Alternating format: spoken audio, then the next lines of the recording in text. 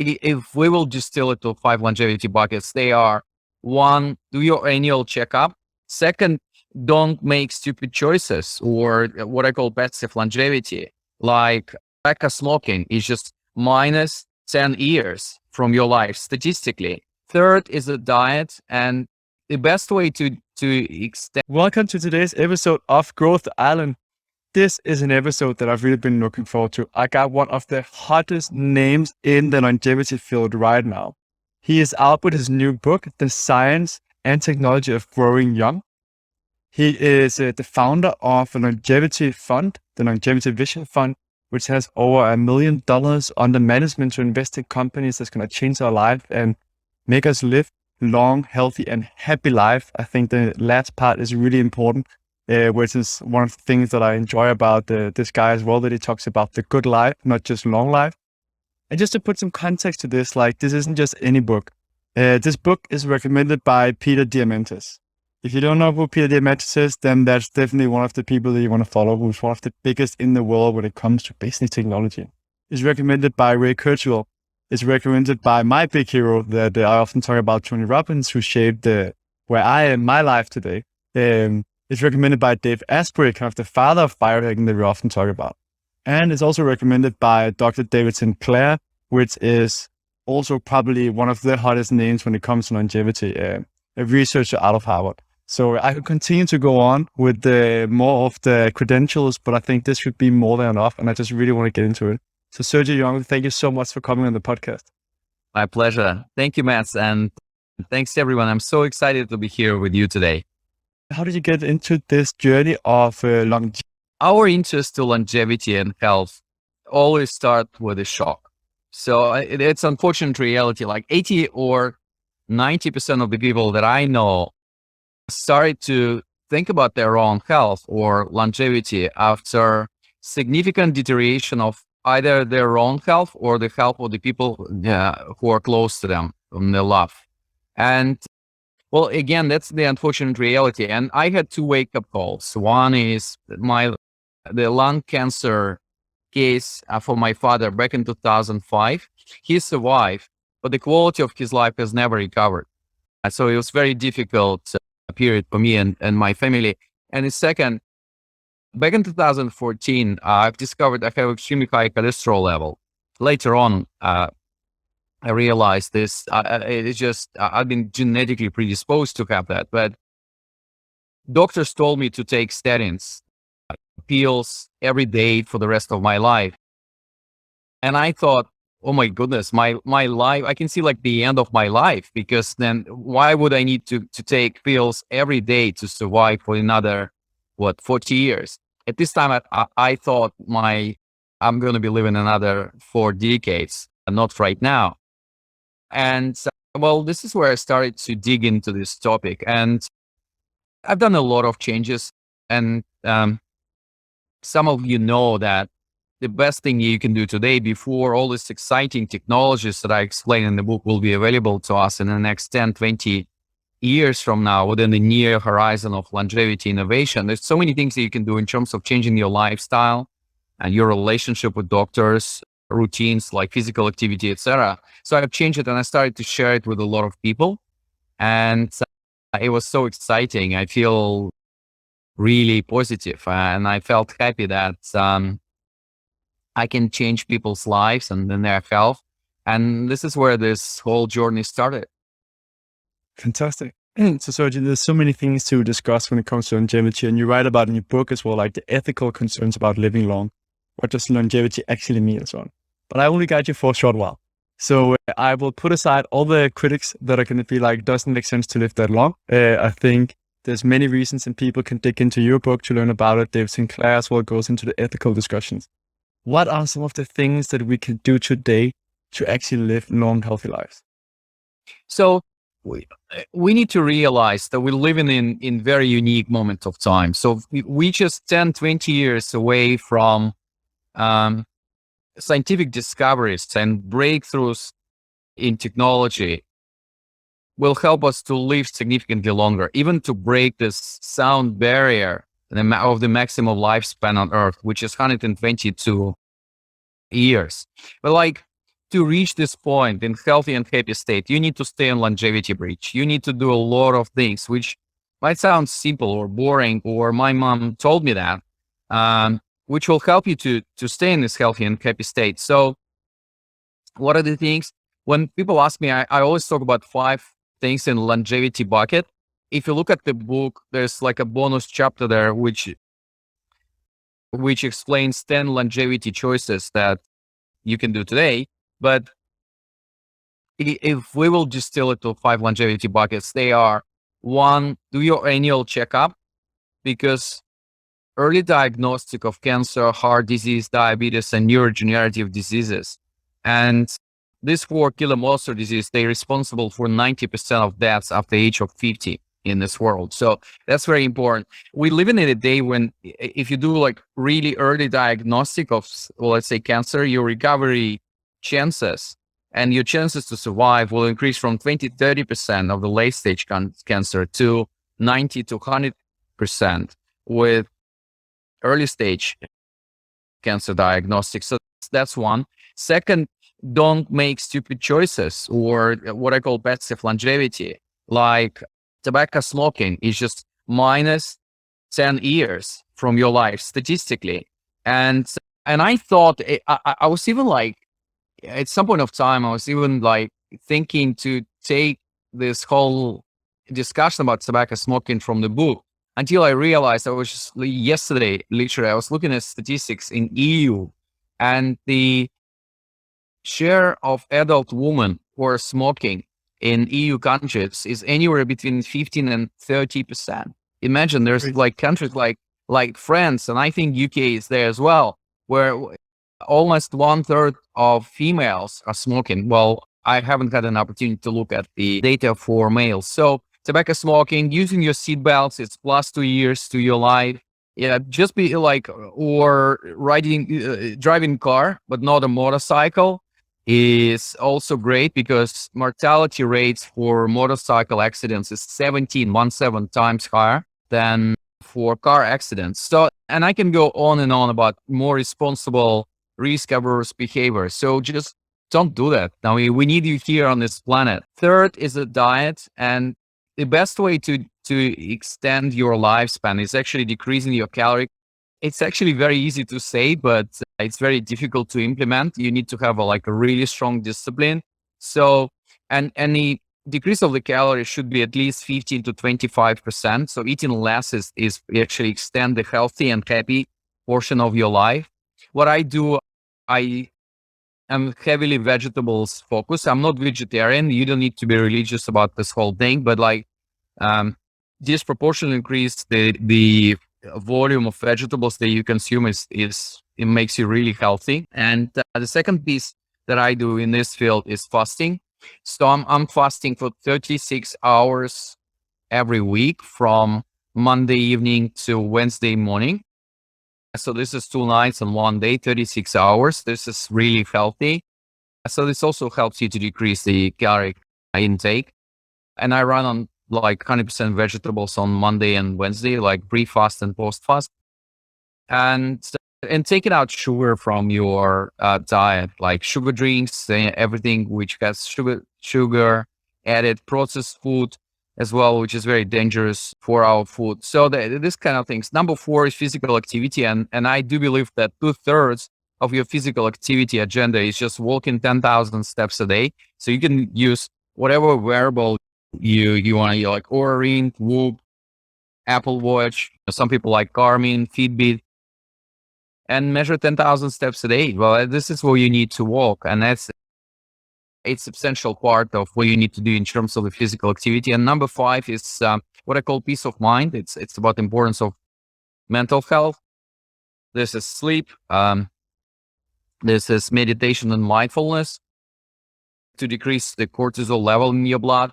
And the third one is just sense of purpose, knowing your mission in life, sharing the best of yourself with the world, giving more than you take from the people around is also very important.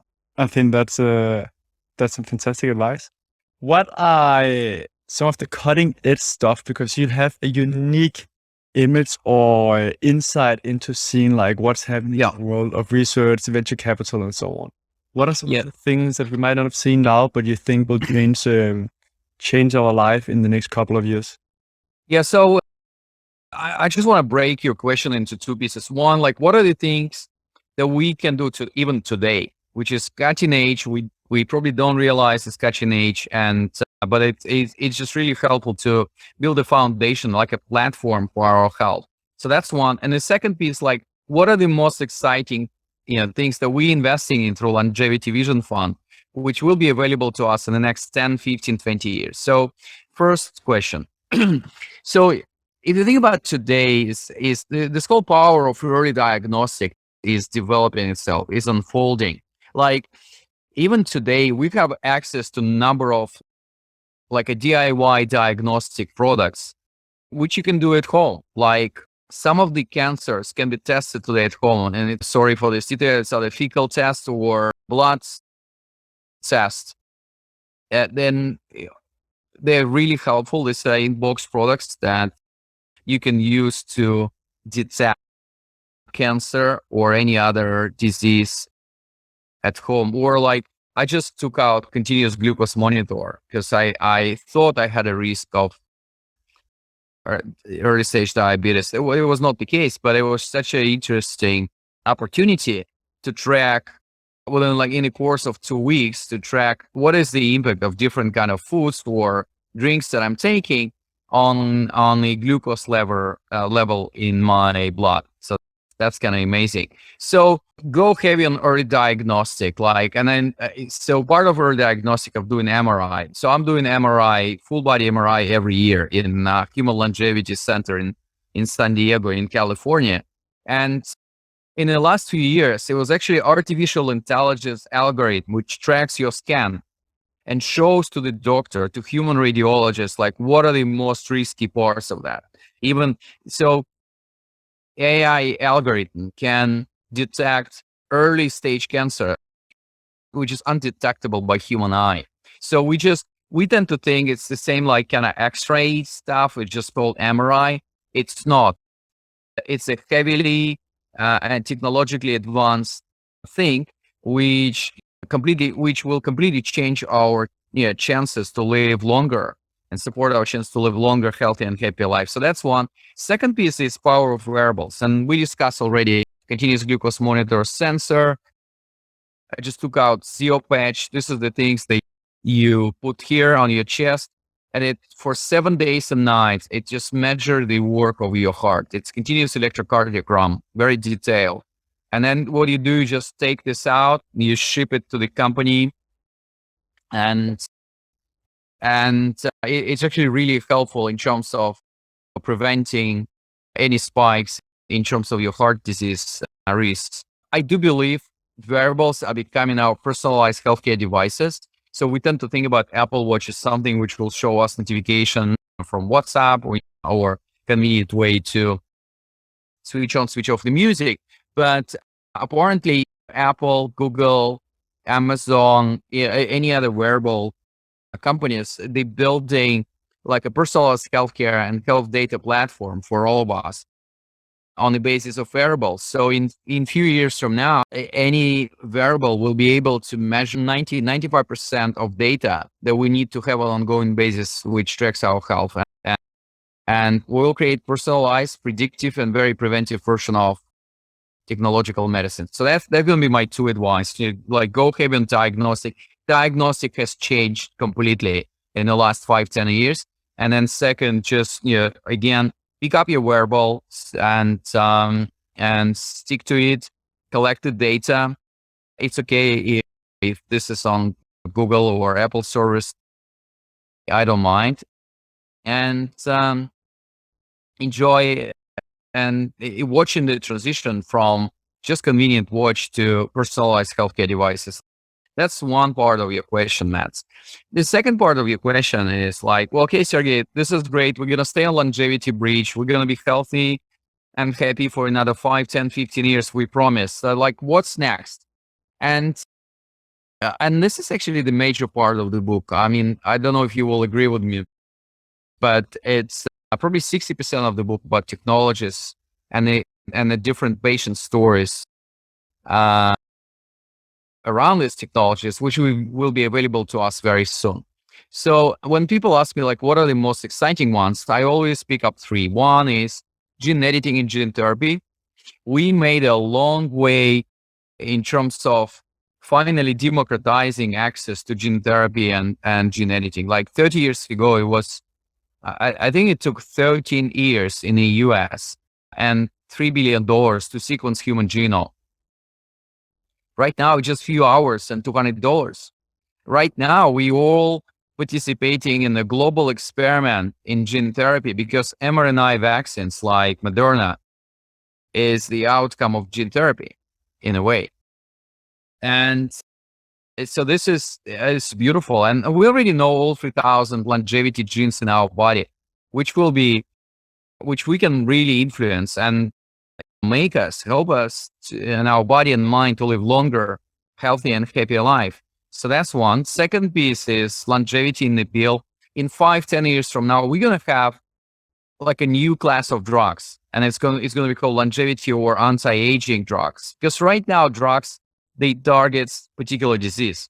So they're very narrow. And longevity drug will target the aging processes in your body. And we already have few candidates for that. Some of them exist today in the world, like metformin or rapamycin. Don't run and don't rush to your doctor and ask for prescription for that. I'm much more conservative guy. We still need to run the human trials to see what are the longevity implications of taking these drugs. While metformin as a diabetes drug has been here for the last 50, 60 years, I think, on this planet. So when I first heard about that in Dave Sinclair's book, I was definitely like, I need to try that. I looked a bit more into it. Someone like Ben Greenfield wrote an article about the dark side of metformin. I interviewed another guy on longevity who was like, well, the verdict is still out. We're doing a lot of tests the next 18 months. We'll know a lot more, but there's definitely like something around metformin. I can't pronounce what you just said as well. Rapamycin. Yeah, rapamycin. Those two are extremely promising in regards to living not just long life, but actually healthy life, which is so fascinating. I agree. I mean, you look healthy and relatively young. So like I'm 49. I would wait until I will turn 60 and I would need to take these pills. And I'm pretty sure in the next 10 years, our level of knowledge about safety and any impact of this drug will be in completely different levels. So that's, I think, is important because you don't want to run experiment with your own body and mind. And this is the most precious vessel in this life. But then it can easily be the drug developed with the help of artificial intelligence, because we invested in 2 companies through LVF. We invested in 16 companies in total. 2 of them are developing different algorithms to combine first 2 or 3 years of drug development into actually 2 or 3 months. So this is amazing. And drug development is a very expensive thing. Like in US, it takes 12 years and $2.6 billion to develop the drug because of the huge failure rate. So you'll have like 5,000 candidates and only one of them will be available at drugstore in 12, 15 years later on. That's how this industry works. And the third one is organ regeneration. Like an old car when we can replace all the different spare parts or even engine, the similar thing will happen with our body. So, and currently we see a number of different technologies and technological avenues in development, which will help us to replace our organs. And I'm talking about 3D printed organs. It's still early stage, or I'm talking about technology that when we use animals to regrow or to help people who are now on the waiting list for donor livers, hearts, any other organs. Like, as far as I recall, last time I checked, it was 117,000 people in the US only waiting for donor organs. That's a huge problem. Or we just invested in a company called like Genesis. They based in Pittsburgh. And what they do, they split donor organ in 50 or 70 pretty small ones. And so that's the opportunity to help with one donor organ to help 50, 70 people. They put it with very simple laparoscopic operation to our lymph node. And then like a new liver, they started with liver. is been developed, created, it just regrows in your body, which helps your current unfunctioning liver to function. Peter Diamandis and Lisa saw an article about that. We now had the first heart, artificial heart, Yeah. being operated into a human. Yeah, exactly. Actually, funny thing. I mean, it's great that you brought it up. Heart and brain are two most difficult organs to kind of reproduce and recreate and regrow. But like for liver, when we invested, they've done trials with dogs, mice, primates, pigs. Right now, in the end of this year, they start human trials. They're already actually enrolling the patients for this trial and got FDA approval early on. So that's exciting. Mean that in regards to the alcohol, of not drinking too much alcohol if we can get new liver. Yeah, so it's it's alcohol and coffee, a pretty confusing kind of topic. And this is the question I received the most. So technically, Mother Nature and our body likes the balance, right? So if you look at like in a study on the impact on coffee on your longevity, it's this like the optimum point is 1 or 2 espressos a day, but this curve is so flat that it's literally like, I don't think, it's from statistical point of view, it's meaningful. So what I know from my personal experience is I do like 3-4 espresso a day, but they all decaf because I'm really responsive to like caffeine. And I do believe there's a number of people, like half of the population, and they really responsive to caffeine, which actually impacts in negative way the quality of your sleep. So this is the most dangerous part. So if you had your 1 or 2 espresso around 10 a.m. in the morning, this is great. But obviously, if you took them like around 10 or 11 p.m. right before going to sleep, that's a problem. So it impacts the quality of your sleep, and the quality of your sleep impacts a lot of different things, including the hormonal balance in your body. So that's on that. On alcohol, well, alcohol, like ethanol, is a poison in a way. So, and like every poison, if you take really small concentration of that in a small dose, it's kind of okay. It's actually makes your life a little bit more funny, but there's no reason why we should drink alcohol apart from addictive features of that. So my rule is 1 or 2 glasses of wine every week. It's either Friday night or Saturday night. I love red wine, but I'm 49, so I couldn't really afford drinking this every day, because what it does, it impacts the metabolic balance in your body, and it's not that kind of healthy. And after like 1 or 2 glasses, your liver is not gonna be helping you to process this amount of alcohol. It's gonna be in excess, and it actually starts a lot of dangerous processes into your body. So if you have very balanced view on the role of alcohol in your life, and you just drink like 1 or 2 evenings a week, this is great. I would not do more than that. No. Okay. So there are many other interesting treatments or therapies and so on. I find hyperbaric oxygen chambers extremely fascinating, with a study that came out where you could extend not senescent cells, to decrease the senescent cells, but increase the length of telomeres, which is one of the signs of aging. Yeah. Stem cells is another thing that you also write about in the book that I know very little about. I just heard like, this is the future. One of my friends got in his knee, and is like, another friend wanted to travel somewhere else because he has a lot of problems. Like, what's the status of stem cells? Yeah. So actually, they had this amazing trial. I think it's done in Israel, and where for 90 days people spend a time in hyperbaric. Sorry, what's chamber? Yeah. But like, just to be precise here, I think they spend at least like an hour every day there. So that's just a lot of time. Yeah, not sure it was an hour and a half. It's probably more. Like when I do this, I spend like 40 minutes. And this is the equipment that they use for ostron to train them. So it's like an hour every day. And I think it was in the course of 90 days. So it's just a lot of exposure to oxygen, which is very difficult to recreate. In fact, I think whom they took for the study in Israel was people in a relatively old age. I think they were like, It's yeah, 60 over, almost 90. yeah, okay, yeah. So more than 60 years old. So like, I do hope when I'm going to turn 60, I'll have more time to spend there. So, but obviously this is very promising, and the impact that we've seen from this study is just reconfirm some people obsession, including mine, with spending time in the oxygen chamber. It's actually a lot of fun. So, and you take out, all the gadgets. It's almost like meditative experience, because oxygen is very risky in terms of fire can explosion can happen every time. So it's 100% cotton.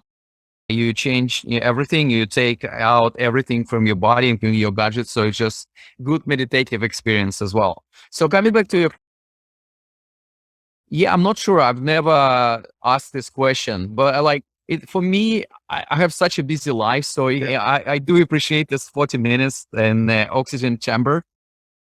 Yeah, I think so. Yeah, you should be able to. Creating, growing young while getting. But yeah, while actually growing young. Yeah. So, and that's one. Second, your question on stem cells. So stem cells, I have no doubt stem cells therapies are one of the most powerful therapies in the future. So that's like super promising. This is very important. The problem is that we don't know yet all the side effects of this. So, and for the good reason, it's still prohibited with very few exceptions, with very few indications. The use of stem cells is not really supported by FDA in US. So people need to travel to places like Costa Rica, like Panama, Bahamas, to take stem cells injection. And I really don't like that, because the quality of advice you're going to get there, the profile of the risk and reward of the treatments that you will have there is still not kind of approved by regulators, by FDA. I mean, if you really have very difficult health condition and you look at all the alternative treatments and it was not really successful, and it's really damaging the quality of your life and even put at risk the quantity of your life, then, I mean, you should probably try, obviously consult with your doctors before that. But for rest of us, well, let's just stick on longevity bridge for the next 10 years. And we're going to know whether it's really carcinogenic, how some people imply, or this is pretty safe, and then we all can enjoy the benefit of it. Yeah, that makes a lot of sense. It seems there's a lot of technologies and so on where we're right at the. So like experimenting now, like if you're young enough, just like follow the next couple of years. Oh yeah. And then it'll have a massive impact. Exactly. Well, that's this reality. I'm not sure about my generation. Again, I'm 49, but like the generation of the people who today they're 20 or even 30s, they're gonna have completely different access to healthcare, and it's gonna be completely different version of healthcare, much more personalized, data driven, technology based, and they will have an opportunity to reach longevity escape velocity, like the moment of time where for like every year or 10 years you live on Earth, it's just enough discoveries and technological breakthroughs to give you another 10 years of your life. So that's it's a framework, like every framework, it's simplification of reality, but this is where we're going. But the way we go there is integration between man and machine. So we're looking at much more bionic version of humans in 25, 50 years from now. Oh, and we're going to see enormous level of integration between like computing power, artificial intelligence, or even recreate ourselves in form of robotic or even virtual avatars. It's an interesting world, and a lot of interesting ethical dilemmas as well. Yeah. Oh yeah. But much of that can also be found in your book. Something else, Sergey, now that I have you on, which is not related to your book, but you've been extremely successful. You are one of the people that are at the forefront of longevity, and you are you are around the people that have always been established as the not just top 1%, but top 0.00001%, right? How did you get there? Like, what do you think you have done differently than many other people? Yeah, so all of this money and achievement was results of really hard work. I came from very poor family.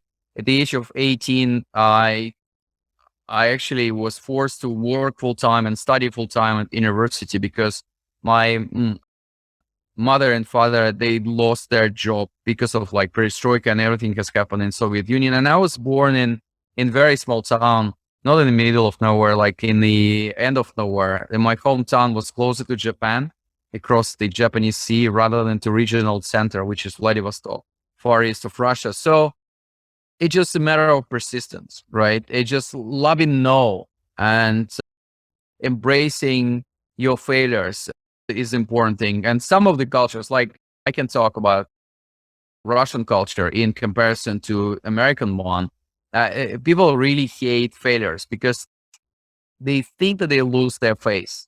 While in US, like, oh, failure, great. What did you learn from that?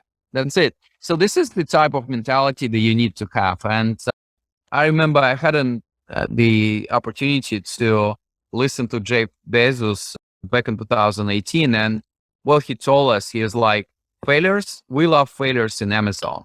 We learn from our failures. So, and I still remember that 3 years later. And so that you need to learn to love your failures. So that's one. Second, you just need to understand that there's no luck in this world, right? Like everything, like your every achievement is a outcome of you trying really hard in so many cases. And in some of the cases, like when I was publishing the book, I approached like 30 publishers and I got 29 no's. And one publisher, Ben Bella, thanks to them, finally, after different dialogues with different publishers, I received yes from them. So that's great. What if I tried with only with 5 publishers and Ben Bella was not in that short list? Yeah, this book will never exist. Yeah, right now it's Wall Street Journal bestseller, it's USA Today bestseller, it's #1 on Amazon in 3 categories. So, well, this is the ratio. And like some of the people, so my ratio is like 1 out of 30. But I know people who literally tried hard in 100 cases to get success in 1 out of 100. Or I think it was Walt Disney. He received 299 no's about Disneyland's idea before he got 1 yes. So it's not about luck. It's just like if you really care about this objective, this mission or this dream, you just need to try hard and sooner or later you'll get there. So that's 2. And third is, well, I think you need to give more than you take. And this is really important because the way you making friends in life, you just helping other people's, not like, okay, I helped this guy 5 years later, I'm going to call him and he's going to help me. No, it's not about that. Just don't do accounting on doing the kind things to others. But what I can tell you, if this is the mission of your life, if you live in your way, if you live in your life in a way that making others champions, helping them to realize themselves, helping them to become the better version of themselves, well, universe will always pay back. And it's usually it's happening in the moment when you don't expect it. Fantastic. It's definitely, it's fascinating to see, yeah, and meet people that have really like made it to the top. But I mean, also seeing like your journey. McKinsey is like, people that get into McKinsey, like it takes hard work, it takes good intelligence. And then ended up being one of the people leading the longevity field and investing in the companies that can make a difference. That must be an amazing journey. Oh, yes. Yes. It's very rewarding. And it feels so good. And like everything I do in longevity is pro bono. So this is my contribution to the world. I've been investing for the last 20 years, so I don't need to work for money. But it's been like just literally saving people's life and improving the quality of their life is like the most rewarding thing that you can do. So I really enjoy it. And I have a beauty of doing this without actually being a doctor, because like in usual circumstances, you will need to study really hard and then work really hard to become an amazing medical professional, medical doctor. So I've been blessed with the opportunity to do something similar, obviously not being, as heroic as this man and woman in this profession, but still helping people to live longer, healthy and happy life. Yeah. What's the misunderstanding that you hear in the industry? Like that people are saying one thing, but you actually, from the knowledge you have now, it's Yeah.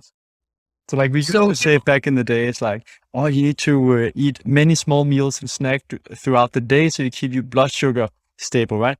And that was a myth for many years. Now we know like, hey, fasting is much better for longevity and for health. So that's at least one of the things that I run into. And I still hear that. I still run into people that are like, oh, you need to eat many meals during the day to keep your blood sugar. Yeah. Yeah.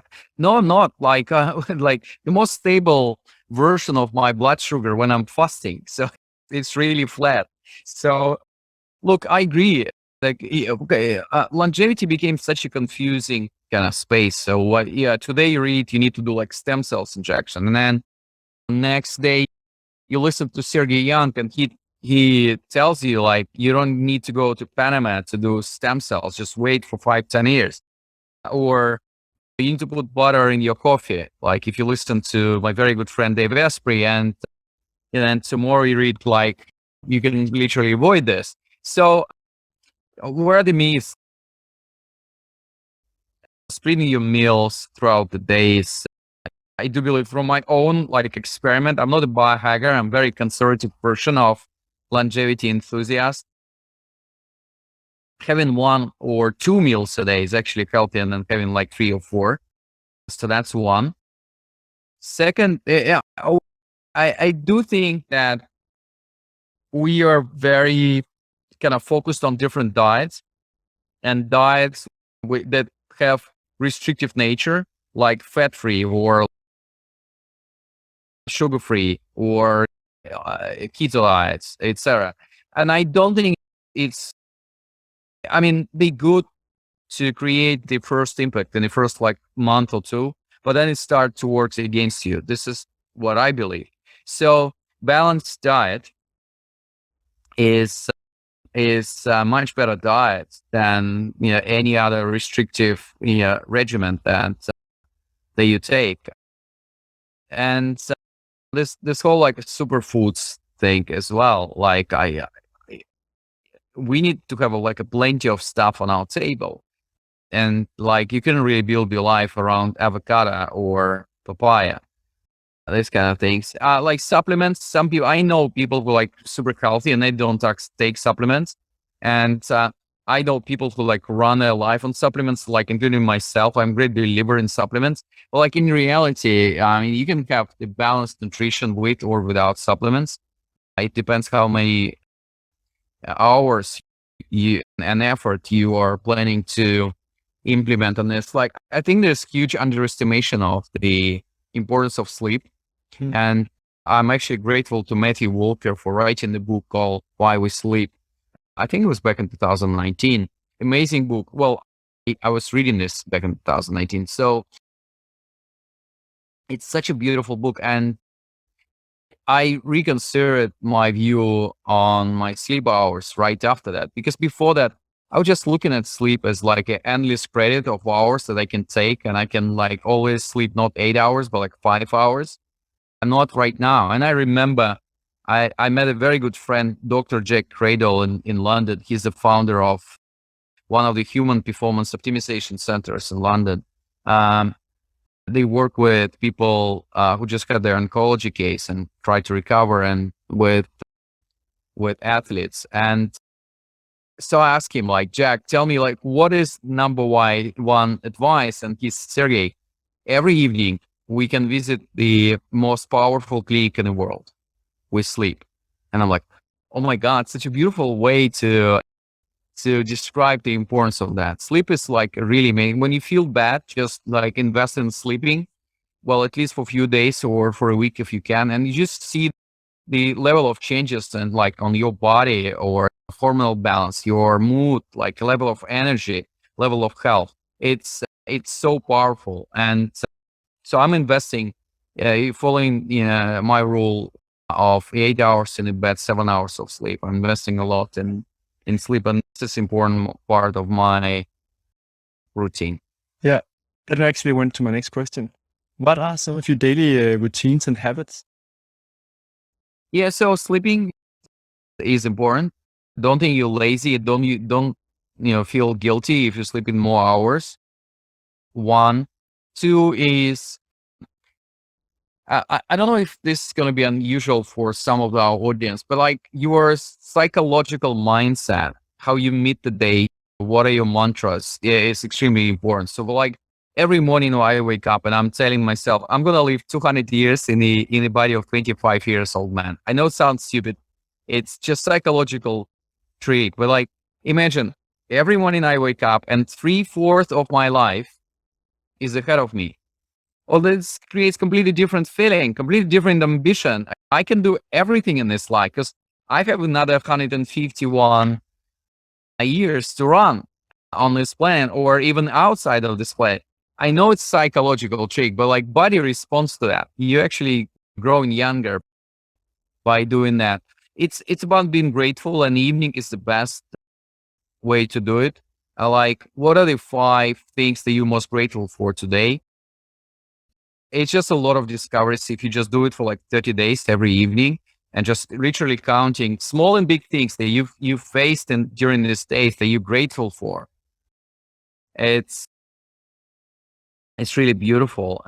And again, for me, it's integrating walking into my routine. So I'm doing my 10,000 steps a day. I can do polls, or just my thinking process, or I can decide not to use my car and go buy food for my next meeting. So that's very important as well. But obviously comes down to your diet as well. I mean, you can do all of these things right, but if you eating in the fast food or you eat processed food all the time, that's actually bad. Like decreasing the calories of your intake, going really heavily on vegetables. That's the best thing you can do to your body. Like just literally for 21 days, try to run on vegetables. It's not sustainable, or for majority of people it's not sustainable. Again, I'm not vegetarian, but like look at the quality of your skin, of your smile, of your body when your diet gonna be predominantly based on vegetables. You'll be like really surprised by the level of change you'll see in the mirror. It is incredible what food can do. Like food. Oh yeah, it's exactly. If anyone is thinking about your fund and is an entrepreneur or thinking about like, okay, I might not have the company right now, but in 3 years time, I'll have gathered a team of the best people in the world. What are some of the criteria you look at when you invest? Yeah. So where do we invest? Well, first of all, our mission is to create affordable and accessible version of longevity. So I'm not interested to building something or supporting something which would cost like millions of dollars and then will not be affordable for everyone. So for us, one is like this thing which is under development by this group of entrepreneurs. Is it going to be affordable and accessible? Or even if it's expensive today, does it have like democratization potential in terms of being accessible for everyone in the future? So that's one. Second, intellectual property is actually very important. So we're always looking at IP. It's like, well, that's why we don't invest in supplements, because supplements, I do believe they're very powerful, but they almost all of them are driven by Mother Nature. So you're going to really like do a patent on milk thistle or garlic or like omega-3. It's just everywhere in nature. This actually makes it really affordable and accessible for everyone. But like IP is important as well. Three is we have very limited time for due diligence. It's usually like 2 or 3 months. But what we're looking at, what kind of partnerships these people build. And by defining partnership, we have really broad definition of that, like partnership with a management team. What is the rotation in a management team? What are the scientific or academic institutions they build partnership with? Is there like big pharma or medical device producer partnership they build? How their partnerships looks with their investors? Like, do they have good investor names in? Or early do you go in? Do you go in from a seed, Series A? Yeah, so we usually invest in around Series B. Okay. So it's anywhere between 17 $70 million to $400 million of, total valuation. And we usually invest tickets like $2, $3, $5 million within this round. Yep. So I would love to do like earlier stage, but like earlier stage, because of the complexity of human biology and regulatory environment, you would need to invest in like 100 companies.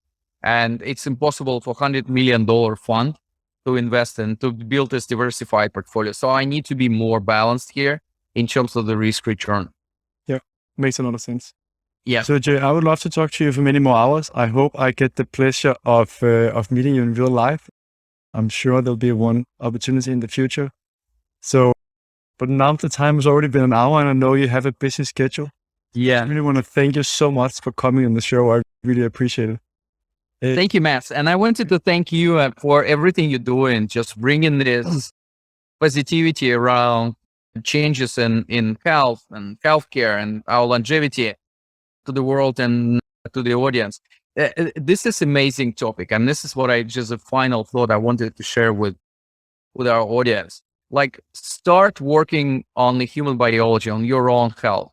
You'll be amazed. It's fascinating. It's very rewarding. You'll be completely different version of yourself, healthier, happier, much more engaged. And again, so you will really enjoy this discovery path and discovery process of working towards living longer, healthier, and happier. Thank you. But before rounding off, where do you find out more about you? So there's your book that I mentioned. I'll make sure to put a link in that. You are on LinkedIn? Yes, I'm on LinkedIn, Sergey Young.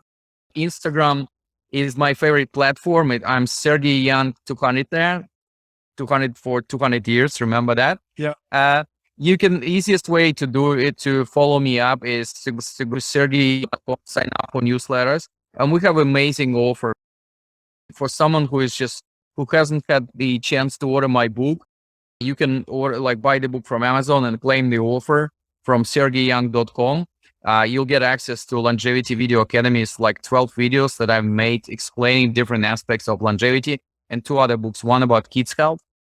I have 4 kids, so it's very important to me. And the other one is about diet. As we discussed with you today, Matt, a diet can be the turning point, like the main focus of someone who wants to change their lifestyle and be healthy.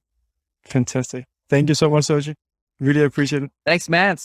Thank you. Thanks, everyone. Stay healthy and happy.